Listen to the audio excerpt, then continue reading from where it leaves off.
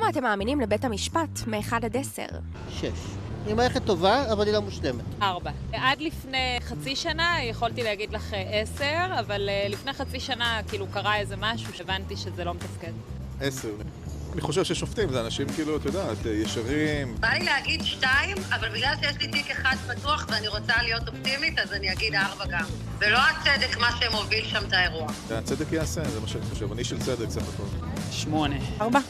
שום דבר פה לא לי. שום גוף, שום דבר. 8. שהחוק בארץ הוא לא חוק. זאת אומרת, יש חוק, אבל לא מיישמים אותו. לכן נתתי לו ציון של 8. 0. 4. כי לא אמינה. 3, 2, 3. תמיד יש פה איזה קומבינה, תמיד יש פה איזה מערוף כזה, תמיד עושים מערוף לאנשים, תמיד מחפים לכל מיני פוליטיקאים או שרים על תיקים מסוימים. 3. 8, 7. חושבת שכן יש לנו מערכת משפט שהיא יחסית יציבה, אנחנו בכל זאת מדינה דמוקרטית.